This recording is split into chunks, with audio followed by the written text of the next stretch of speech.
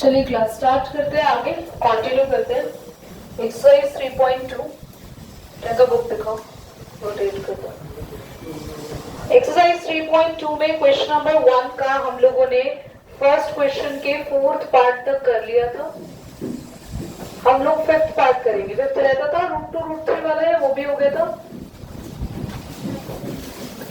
5th भी हो गया था, 6th पार्ट करेंगे। Okay, question number 1 part number 6, 3/2x करेंगे आगे। -5/3 is equals to -2. x/3 plus y/2 is equals to 13/6. Get up with Arman and sit over there. Get up fast. Sit there. नहीं, behind and more. Now, it is a question where we are solving this equations by substitution method. Do you have any knowledge about chapter 3 beta? कोई बात नहीं, तुम्हें भी substitution method नहीं आता, last class में नहीं आया। गुड। सब्स्टिट्यूशन मेथड ये होता है बच्चे, हम एक इक्वेशन में से x की या y की वैल्यू निकालकर दूसरे इक्वेशन में पुट करेंगे, कोई बोलेगा नहीं, और फिर हम सॉल्व करेंगे। सब्स्टिट्यूट का मतलब ये है कि एक इक्वेशन से वैल्यू निकालकर उसको सेकंड में पुट करना है, सब्स्टिट्यूट करना है। सबसे पहले तो फ्रैक्शन में जब भी इक्वेशन होता है तो उसको थोड़ा सा करेक्ट बना लो, ठीक बना लो। फ्रैक्शन के लिए एलसीएम ले लो, एलसीएम आ जाएगा 6, 3 3s are 9, 2 5s are 10, 9x, 6 2s are, ये हो गई हमारी इक्वेशन नंबर 1। यहां पे 6 आ गया, 2x, 3y, 2 into x 2x हो गया, 3 2y 3y, 6 से 6 कैंसिल हो गया, इक्वेशन हमारी ये बन गई, क्वेश्चन नंबर 2, और ये है इक्वेशन नंबर हमारी 1। ठीक है, फर्स्ट इक्वेशन से x या y की वैल्यू निकालकर उसको कहां पुट करेंगे, सेकेंड में। x की वैल्यू निकालते हैं बच्चों, -12, 10y इधर आके प्लस का 10y हो गया, x यही रहेगा और 9 यहाँ पे डिवाइड में आ गया। ये वैल्यू किसकी आ गई बच्चों, x की। ठीक है, put this value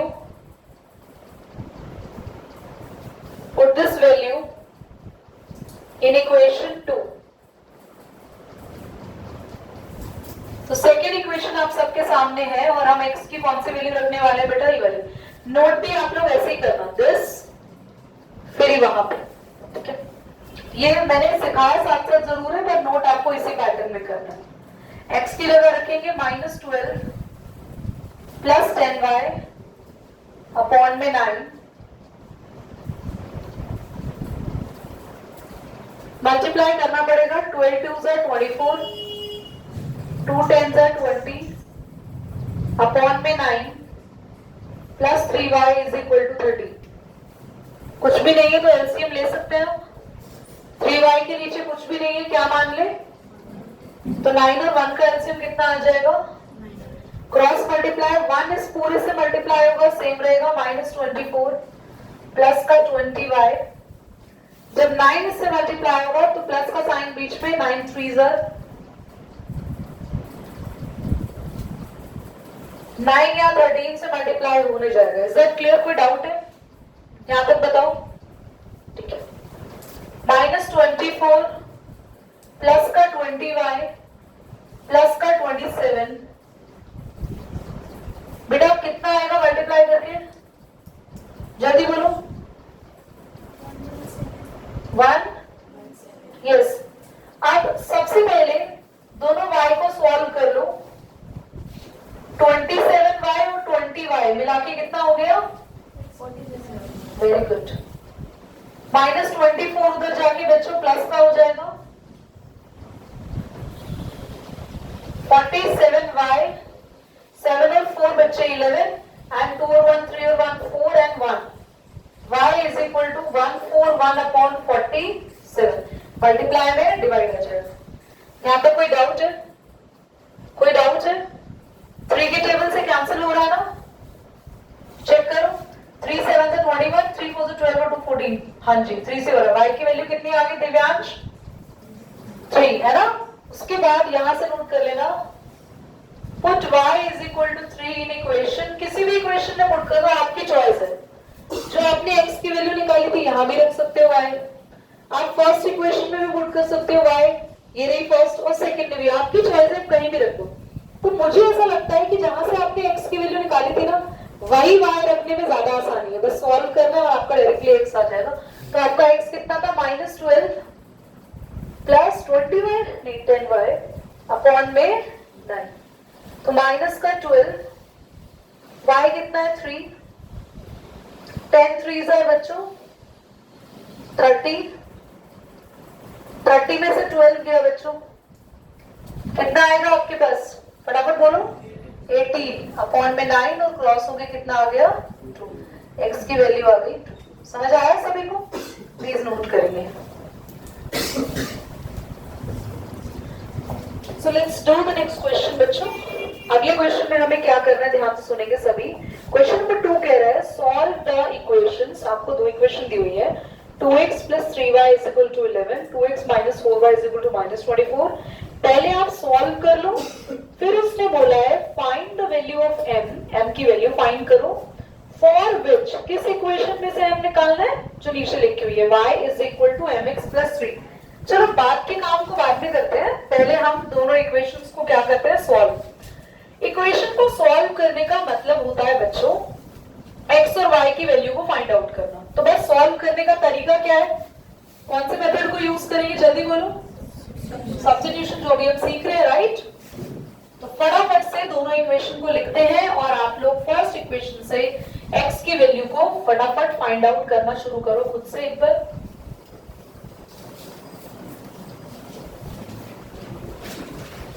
Everybody, listen very carefully. बेटा दोनों इक्वेशन बोलना। 2x plus 3y is equals to 11. हाँ 2x minus 4y is equals to minus 24. Please board पे देखेंगे सभी।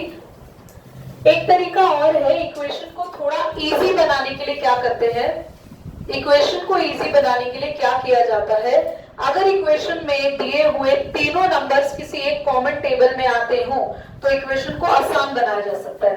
क्योंकि ये तीनों नंबर 2 के टेबल में आ रहे हैं तो यहां से 2 कॉमन ले ले, यहां खाली x बचेगा। 2 के टेबल में 4 कब आता है 2 पे, और 2 के टेबल में अभी 24 को मत लो क्योंकि 24 तो कट ही जाएगा, इक्वल टू किधर है ना, यहां से कॉमन ले लिया और 2 को 24 से यहाँ पे हमने कैंसिल करना है क्योंकि 2 वैसे भी आके नीचे जाके क्या होने वाला है डिवाइड। तो x minus 2y is equal to minus 12, equation number 2 और इक्वेशन नंबर 1 तो आपकी ये है। समझ आया? यार फोन क्यों आ गया बीच में, वीडियो रुक जाएगी अभी। कौन बहान है? अरे यार मेरी बेटी है ये।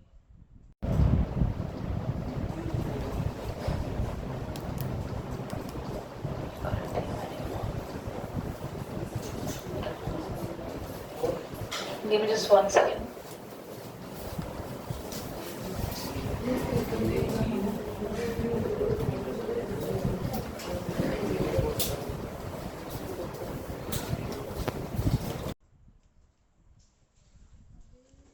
बात मेरी बच्चा। एवरीबॉडी, तो यहाँ पे फर्स्ट इक्वेशन से हम x की वैल्यू को कैलकुलेट करेंगे। ध्यान से देखो सभी, 3y इधर आ जाएगा माइनस में, 2 को डिवाइड करेंगे, किसकी वैल्यू आ गई बच्चों, कहां पुट करें जल्दी बोलो, यहाँ put the value of x in equation 2, यहां पे पुट करो x की जगह। फिर से नोट ऐसे ही करना है क्लास, x की जगह पुट कर दिया मैंने। मुझे जल्दी से बताओ हम क्या लेंगे बच्चों, एलसीएम, एलसीएम आया 2, 1 इससे मल्टीप्लाई होगा सेम ही आएगा, ये वाला 2 इधर हो जाएगा 4y,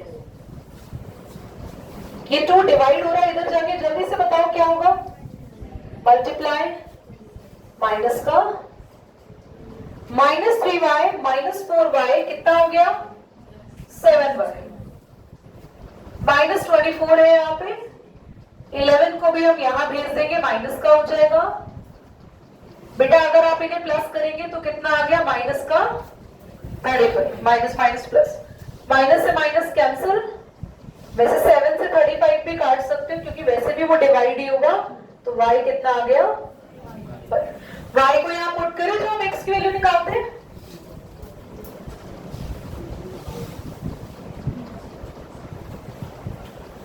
थ्री इंटू 5 अपॉन में 2, 3 5s are 15, बेटा माइनस का 4 आएगा और ये कैंसिल होके कितना आ गया -2, x और y आ चुके हैं।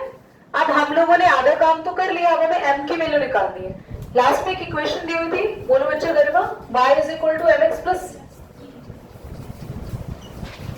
अब इस इक्वेशन में अगर हम y और x की वैल्यू पुट कर दें तो बस क्या बचेगा m, हम उसको फाइंड कर लेंगे, y कितना आया था बच्चों 5, x आया है -2, 3 को इधर जाके माइनस कर दो, 2 आएगा बेटा,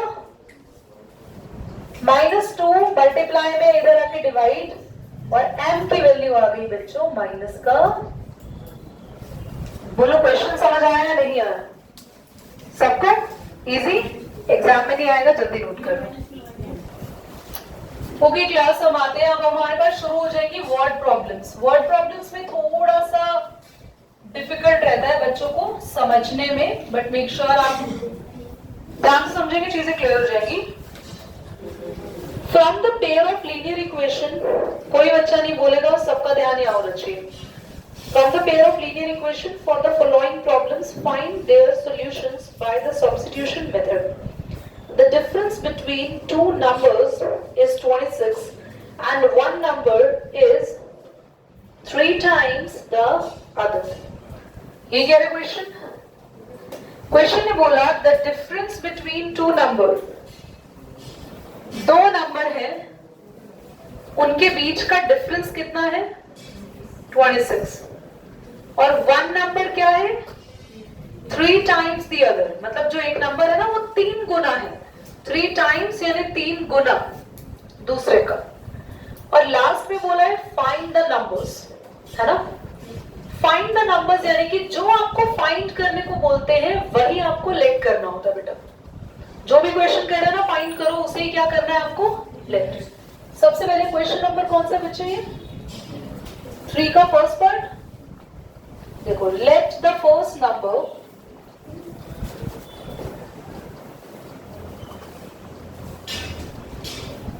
and let the second number, हमने फर्स्ट नंबर को x मान लिया, सेकेंड नंबर को y मान लिया। यहां पे दो बातें कही हुई है, एक तो दोनों का डिफरेंस दे रखा है और एक ये बोल रखा है कि एक नंबर दूसरे नंबर का ट्वाइस है। पुष्पित ध्यान से सुनना, I can ask you any question in between. हम केस 1 पर आते हैं, difference between the numbers is 26, बोलो बच्चों, तो दोनों नंबर को माइनस कर दो। डिफरेंस का मतलब माइनस क्या होता है? दीदी आप आगे कौन सा नंबर लिख रहे हो, तो आपको ऐसे पता आप x आगे लिखो या y, बेटा क्योंकि नंबर्स पता ही नहीं है तो आप किसी को भी आगे लिख सकते हो, पता नहीं है ना कौन बड़ा है कौन छोटा है। डिफरेंस कितना हो गया 26, ये कौन सी इक्वेशन होगी बच्चों फर्स्ट। केस 2 में क्या कह रहा है, one number is 3 times of other, यानी कि वन नंबर, पहला नंबर ले लो, वो क्या है 3 गुना है। सुनना ध्यान से, मान लो एक नंबर 10 है और एक 30 है, मैं बोल रही हूं one number is 3 times the other, ऐसा है ना, ये 3 गुना है ना 10 का, और अगर मैं इन्हें बराबर लिखूंगी तो जो ऑलरेडी 3 3 टाइम्स है उसे 3 से मल्टीप्लाई करूंगी या जो नहीं है उसे करूंगी? तो जब ऐसा केस आता है तो जो ऑलरेडी 3 टाइम्स है, 1 नंबर इज 3 टाइम, मैंने फर्स्ट नंबर को x माना है तो मैं फर्स्ट नंबर को ही कह रही हूँ, ये थ्राइस है, 3 गुना है, तो ये तो ऑलरेडी 3 गुना है, मैं किसको 3 से मल्टीप्लाई करूंगी जो बेचारा नहीं है? तो 1 नंबर क्या है? थ्राइस ऑफ अदर, दूसरे का 3 गुना। समझ में आया? अब क्या करते हैं यहाँ पे, तो एक क्वेश्चन हमारे लिए कितना आसान हो गया कि जो हम काम करते थे सेकेंड इक्वेशन में से x या y की वैल्यू निकालकर फर्स्ट में पुट करते थे या फर्स्ट से निकालकर सेकेंड में रखते थे, तो यहाँ तो बनी बनाई वैल्यू आ गई, x की जगह क्या आ गया? सीधा इसको उठा के किस में पुट कर दो x की वैल्यू को, जल्दी बोलो। सिमर बताएंगे, सिमर किस में रखे इसको? क्योंकि ये है कौन सी इक्वेशन? सेकेंड से आ रही है तो फर्स्ट में रखो, और अगर फर्स्ट से वैल्यू आ रही है तो ठीक है। तो हमारे पास x कितना आया? 3y। Put value of x in equation first. x की जगह 3y रख दो। माना 3y में से y गया, कितने y बचेंगे? आप तो आयुष, हमने बानर से पूछा। गुड बेटा आयुष। 2 से 26 को कैंसिल कर देंगे। y की वैल्यू, x क्या है? y का कितना टाइम्स? तो x निकालना है तो y को पुट करो बेटा। कितना आ गया है x? क्या आ गए दोनों नंबर्स? क्वेश्चन इज डन, जल्दी से नोट करो। सप्लीमेंट्री एंगल है, ओके। उनमें से जो बड़ा है वो छोटे वाले को 80 डिग्री से चीट करता है। Okay, very good. क्या सबने ये अंडरस्टूड कर लिया? Now if I ask from you what are supplementary angles, so can you answer what are supplementary angles? Raise your hands. Raise your hands everybody. What are supplementary angles? That's very nice to see everybody. Rohit Negi. Yeah, the angles who have the sum is 180. जिनका सम 90 degree होता है उन्हें complementary angles कहते हैं, और जिन angles का सम 180 degree होता है उन्हें सप्लीमेंट्री एंगल्स कहते हैं। हमें दो एंगल्स दे रखे हैं और दोनों कैसे एंगल्स हैं? सप्लीमेंट्री। सबसे पहले लेट करते हैं, let the two angles are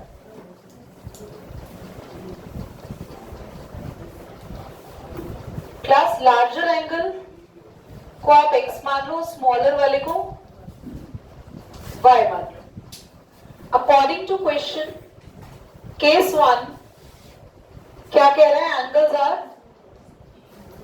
angles are supplementary. Class मतलब क्या होता है सप्लीमेंट्री का? Having sum 180। तो क्या पूरा कर लेना। क्या अगर मैं सीधा इसको ऐसा लिख दूं तो किसी को कोई डाउट? जल्दी बोलो। पर अगर कॉम्प्लीमेंट्री होता तो मैं x plus y is equal to, पक्का कोई डाउट नहीं है? श्योर। अब आगे बढ़े। केस 2 क्या कह रहा है? पूरा पूरा नहीं लिख रहा, टाइम लगा इतना, बस इतना लिख दो। लार्जर एंगल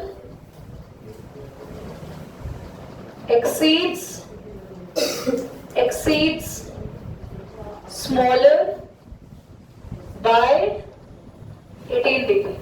यस और नो? ये लार्जर एंगल है कौन सा बताओ तो एक बार। x, ये लार्जर है, ऑलरेडी बड़ा है, जो ऑलरेडी बड़ा है उसमें 18 ऐड करोगे या स्मॉलर में ऐड करोगे? लार्जर एंगल क्या है? मोर देन 18 है, तो स्मॉलर वाले में 18 ऐड करना पड़ेगा, तब जाके स्मॉलर किसके इक्वल बनेगा? लार्जर। समझ में आ गया? मैथ्स में इन क्वेश्चंस पे यही प्रॉब्लम आती है, बच्चे लार्जर में 18 ऐड करके स्मॉलर के इक्वल लिख देते हैं कि लार्जर वाला बड़ा है। बेटा जो बड़ा है वो तो बड़ा ही है ना, आप इसको कैसे लिखना चाहोगे? Larger is greater than smaller by 18, यानी स्मॉलर में 18 ऐड करो, वो लार्जर के बराबर आ जाएगा। लार्जर तो बड़ा ही है ना। कितने बच्चों को ये चीजें क्लियर है? पक्का डाउट है? अरमान डाउट है?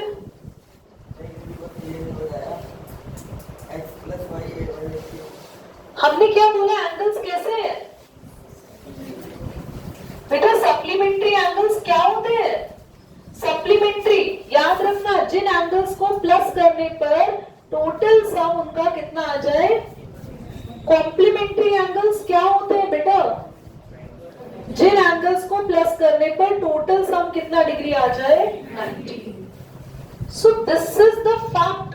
ये आपको मैंने नहीं बताया, मतलब ये फैक्ट है, ये चीजें ऑलरेडी प्रूव्ड है, ना बुक कह रही है ना मैं कह रही हूँ, ये फैक्ट्स कह रहे हैं, इसलिए सप्लीमेंट्री के एंगल को हमने 180 के इक्वल रखा। Now x plus y equal to 180, या सीधा सिंपल ही बात कर लेते हैं यार, सिंपल बात कर लेते हैं। सेकेंड इक्वेशन में ऑलरेडी बनी बनाई वैल्यू किसकी मिल रही है, एकम हमें ध्यान दो वरना पिटाई खाओगे। बनी बनाई वैल्यू में x की मिल रही है, सीधा उठा के हम इसको किस में पुट करेंगे, खुद से कैलकुलेट करो x एंड y जल्दी से जल्दी एवरीबॉडी। हम सेकेंड इक्वेशन में पुट करेंगे, देखो फर्स्ट इक्वेशन में पुट करेंगे x की वैल्यू, जिनसे नहीं हो रहा वो देख लेना। हमारे पास x की वैल्यू आई थी y प्लस 18, यहाँ पे रख दो, ये तो बहुत आसान है, सॉल्व भी इतना इजीली कर लेंगे इसको यार। कितना हो गया 2y,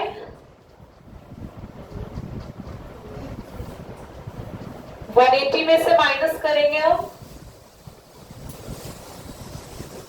बेटा क्या आपको यहाँ पे जेन्युइनली दिक्कत आ रही थी, कितना आएगा बस 162, 81 आ जाएगा, किसकी वैल्यू y, बस y को यहाँ पुट कर दो, x क्या था y प्लस 18, यानी कि 81 प्लस 18 कितना आ गया 99 degree. Done, easy question, okay. Let's move to part number 3।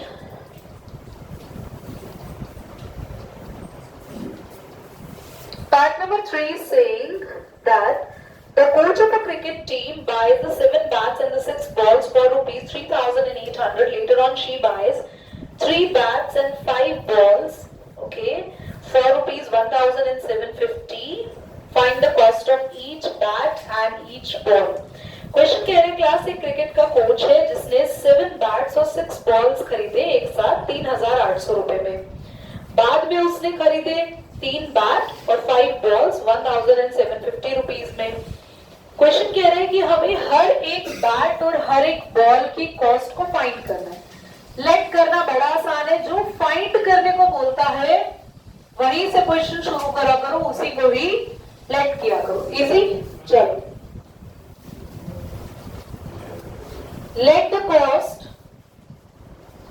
Of each bat, पहले बैट है या बॉल है, ईच बैट x रुपीज हो गया और ईच बॉल हो गया y रुपीज। अब बस एक बात आप ध्यान से रखेंगे, for example if you are going to buy an bat and the bat is cost around rupees 2,000 and you are supposed to buy 3 bats, so how much amount you will gonna pay? 6,000, क्योंकि एक bat का cost कितना था 2,000 and 3 bats के लिए 2,000 multiply 3 6,000। Simply आपने cost को multiply कर दिया जितने बैट आपको खरीदने थे उस हिसाब से। यहाँ पर भी हम 2 केस बनाएंगे। एक केस में जो कोच ने पहली बाय जब की थी तो कितने बैट्स खरीदे थे 7 बैट्स एंड कितनी बॉल्स थी, कॉस्ट रुपीज 3,800 था बच्चों। एक बैट का कॉस्ट था x रुपीज, तो 7 बैट कितने के हो जाएंगे 7x रुपीज। 6 बॉल्स कितने की हो जाएंगी, एक बैट की कॉस्ट थी अंश ये, इतने पैसे का एक बैट आ रहा है, तो 6 बैट कितने के आएंगे, 6 से मल्टीप्लाई कर दो ना, ठीक है। अब दोनों के पैसों को ऐड करके हमें टोटल पैसे भी पता चल गए, बन गई इक्वेशन 1 सिंपली। पुष्पित समझ में आ रहा है। केस 2, आपको केस 2 में कितने बैट्स खरीदने हैं 3 bats and 5 balls, cost rupees 17,050। तो वेरी सिंपल बेटा, 3 बैट्स की कॉस्ट कितनी हो जाएगी 5 बॉल्स, कॉस्ट आ जाएगी 17। क्या दोनों इक्वेशन को सब्स्टिट्यूशन से सॉल्व आप लोग कर सकते हैं? आप अभी करेंगे, ये लास्ट क्वेश्चन रहेगा आज की क्लास का।